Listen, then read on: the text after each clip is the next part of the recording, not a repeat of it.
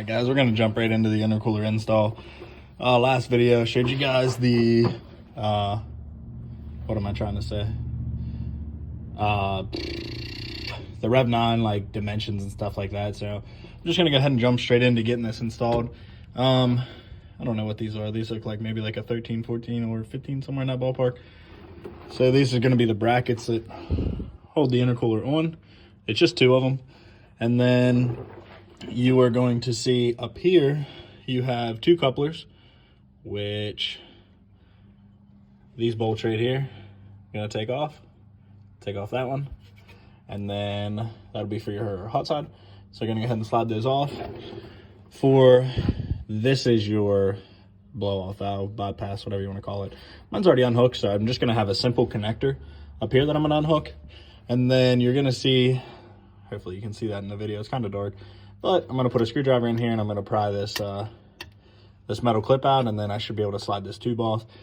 And then really, I mean, it should be able to slide out. So I'm gonna put you guys on a time lapse on the outside. I just showed you guys like what you have to do. So put you guys on a time lapse and let's get this done.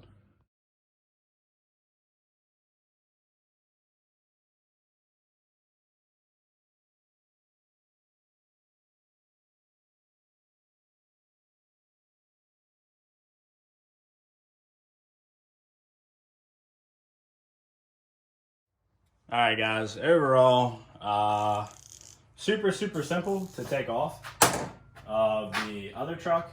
The only thing that even remotely tripped me up, I don't want to say tripped me up, but just something you couldn't see from where you were, was the sensor that plugs into this. I'm hoping you can see that on camera. Let me make sure you can.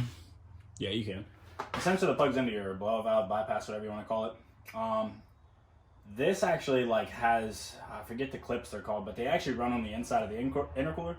And not on the inside, but like plug into the outside, and they're a bitch to get off. So I wish I would have known that there's like up in the truck, there's the actual harness that runs up to it that you can actually unclip and bring that down. Maybe I just didn't know that, but what I'm gonna do right now is there's, I think just one bolt, looks like, holding the bypass valve on. Looks like one bolt holding the bypass valve on, which I'm assuming it's probably going to be this 8mm, because that seems to be the, it's not. Okay, so it's like a 9 or a 10. I'm going to spin that out. So hang on, let me get an 8 or 9mm. Alrighty, so it's an 8mm. I'm trying to make this too quick so this doesn't bore you guys, because I'm sure there's 100 videos out there to show you guys the install of these. Why I'm sitting here taking this off and you guys are watching, obviously you can see that the height of the rev9, see, I just literally, you unbolt that and it'll spin out. Just kind of talking as I'm going. You can see the height is pretty substantial. Truthfully honest, thickness looks about the same. And the end tanks on the rev9 look, in you guys' way. The end tanks compared to factory, make sure it's showing you guys, look worlds better. I'm not really worried about it being like, see how the end tanks on the rev9 are substantially taller, like on your hot side. They're a lot taller and a lot wider. So hopefully that's going to help out with airflow a good bit. To really test this, I mean, you would need a tool that I couldn't even imagine to see, like, imagine how much that would cost to actually see what the airflow of that would be. But end tanks are not plastic, which is factory's downfall. It's taller. You can see that clear as day. And let's see, end tank's taller, wider. I mean, it looks just all around bigger. I mean, you can see the difference. Like here, I'll hold them like. I mean, it's a good bit bigger. So I'm gonna get this stuff transferred, guys. I'm gonna take these rubber, take these off, place them on, just the basics. I will say this, that I think I was a little bit more surprised about since I'm talking to you guys. My truck is tuned on 93, and I do not run a catch can setup. I know a lot of people will probably say something about that. But I do not run a catch can setup, and hang on, let me get this bypass valve in here.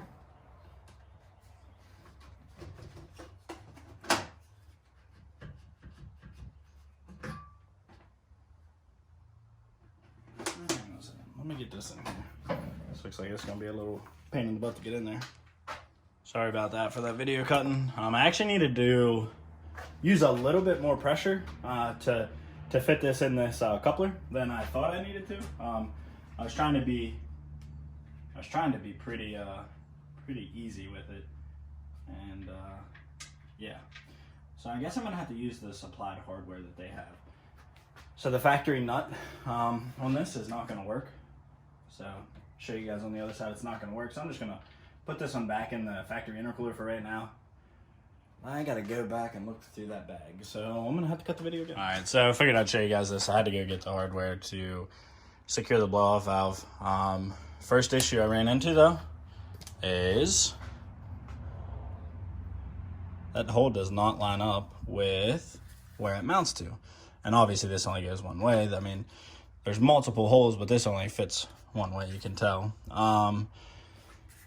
So I think I'm going to get an aftermarket one anyway, but I don't know. I mean, this thing does not move. Like, it's like, I mean, I'd have to use some solid pressure to move that. So against my better judgment, I'm not going to drill that out. I guess I'm going to just leave it the way it is. So let me switch the couplers over there and let's get this bad boy back on.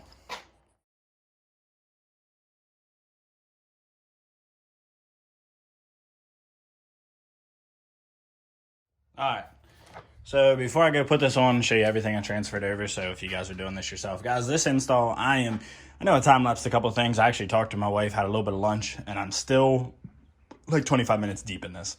This is, I mean, if you've done an intercooler on a car, this is 100 times easier. I mean, I've never actually worked on a car where an intercooler is so easy to get to with this truck. So transferred both rubber grommets from the bottom of the factory one, both rubber grommets from the top of the factory one on the other side, transferred the bypass valve, transferred both couplers. These couplers are actually pretty interesting. I've never seen these couplers before, but and then just transferred these. So literally should be able to throw this back in, and it should, I mean, we should be ready to rock. So let me put you guys on a time lapse and put it back in and see you guys in my review. All right, guys, I'm gonna lay down on the creeper real quick. Do you see that surround right there? I'm gonna show you guys where that's at. You have to actually take that out to when you upgrade the intercooler. And sorry, I had to lay down on the creeper. So where it goes, this is your like shutter. I'm pretty sure this is for like warming your vehicle up and stuff. But anyway, these little tabs go all the way around it. That's a really bad video.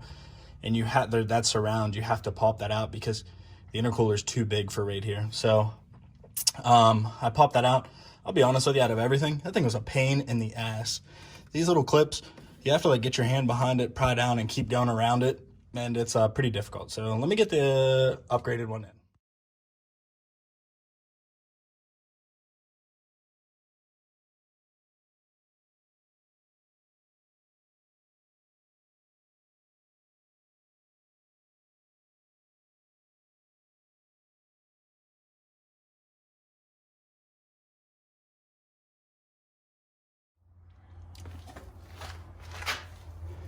Halfway done, and a bigger intercooler going back in there is a pain in the ass. My shoulders are on fire.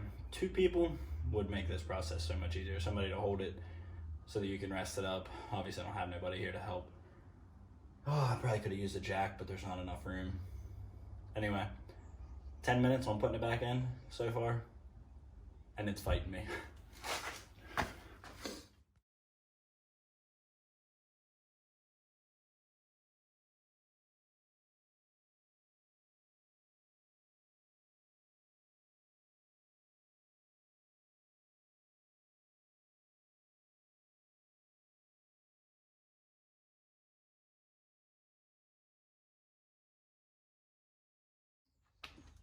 All right, guys, let me take you off the stand here. I'm going to show you something that hopefully is going to help you guys. I mean, I'm basically done the install. There will be another video that I'm going to show that will pretty much post my reactions, the intake air temperature, if I've noticed anything. So let me get under here before I finish this video out and show you guys. So fitment overall was pretty good. Thought I was going to, sorry, didn't mean to do that. I thought I was going to need to use these bolts for the factory mount for the intercooler, but I didn't. It's just, you got to use a little bit of force because the intercooler is so much bigger. So you have to use a little bit of force because it's taller. So I'm going to get under here. I'm almost done, not 100%. What I need to do to finish up 100% is these bolts. I slid these couplers all the way down onto the pipe. Not all the way down like you can see here, but I mean like it's right here. Like I slid it all the way down there, and I'm gonna need to loosen it to really bring this coupler back to here so that I have enough room on this side. So I need to do that, which isn't gonna take me no time at all. And then you guys can see like I need to snug up these, and I'll have to put in the cold side because it's not in yet either. Plug this back in and then I'm done. But man, this bracket under here, because I guess it's taller, man, with two people would make this so much easier.